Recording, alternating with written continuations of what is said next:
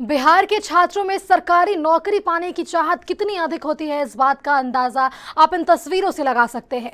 राजधानी पटना के गंगा घाट पर रेलवे ग्रुप सी और ग्रुप डी परीक्षा की तैयारी में छात्र जुटे हैं। दरअसल जुलाई के महीने में एनटीपीसी और सीपीटी 2 की परीक्षा होने वाली है, जिसको लेकर छात्रों में अभी से जोश देखा जा सकता है। वर्ष 2019 में रेलवे ने ग्रुप डी और ग्रुप सी के लिए कुल 1,35,000 पदों के लिए बहाली निकाली थी, जिसमें तकरीबन 1,15,00,000 से भी अधिक छात्रों ने आवेदन दिया था। इसमें आप अंदाजा लगा सकते हैं कि देश में बेरोजगारी का आलम क्या है।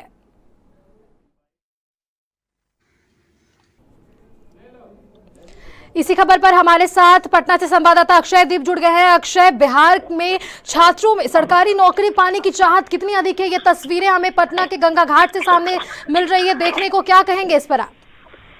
देखिए, बहुत ही खूबसूरत तस्वीर हमें आज देखने को मिली गंगा घाट से। जिस तरीके से आप सभी जान रहे हैं कि बिहार में खास तौर पर सरकारी नौकरी के लिए जो छात्र है उनमें काफी क्रेज देखा जाता है बिहार में। और सरकारी नौकरी की तैयारी कर रहे थे। रेलवे की जो परीक्षा होने वाली है उसकी तैयारी की जा रही थी, खास तौर पर आरआरबी और एनटीपीसी के परीक्षा की तैयारी की जा रही थी। आपको और जानकारी देना चाहूंगा कि एनटीपीसी सीबीटी 1 की परीक्षा हो चुकी है।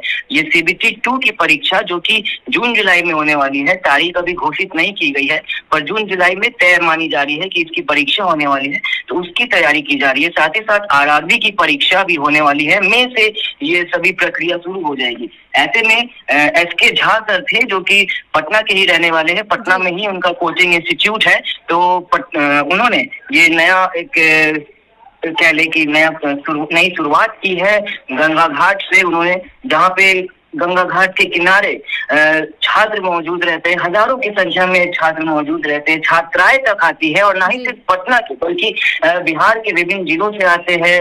अब तो बिहार के बाहर अन्य राज्यों से भी छात्र पहुंच रहे हैं। मध्य प्रदेश हो, राजस्थान हो, उत्तर प्रदेश हो, महाराष्ट्र हो, तो दूर दूर से छात्र आ रहे हैं सरकारी नौकरी की तैयारी में।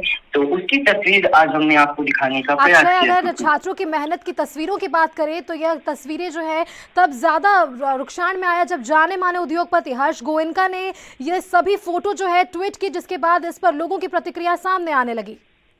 जी हाँ, हर्ष गोयनका ने अपने ट्विटर माध्यम से इन छात्रों की तस्वीर साझा की थी, जिसके बाद उन्होंने सराहना भी की थी इन छात्रों की कि जिस तरीके से कड़ी धूप में ये बैठकर अपनी तैयारी कर रहे हैं, परीक्षा की तैयारी कर रहे हैं। तो उन्होंने सराहना भी की थी। और देखिए, एक कुछ जानकारी मैं और देना चाहूंगा यहाँ पे। इन सभी छात्रों का संघर्ष आज का नहीं है।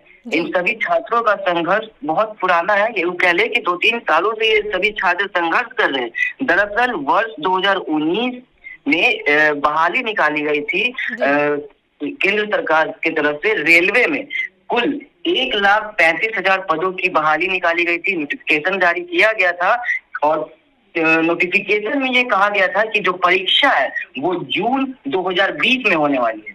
परंतु कोरोना का काल था, कुछ अन्य कारण भी थे जिस कारण परीक्षा नहीं हो पाई, तो परीक्षा रद्द कर दी गई थी। और बाद में परीक्षा 2022 में हुई थी, माफ कीजिएगा, फरवरी महीने में थोड़ा लेट से हुआ था परीक्षा, जिसके बाद 2021 में परीक्षा हुई थी।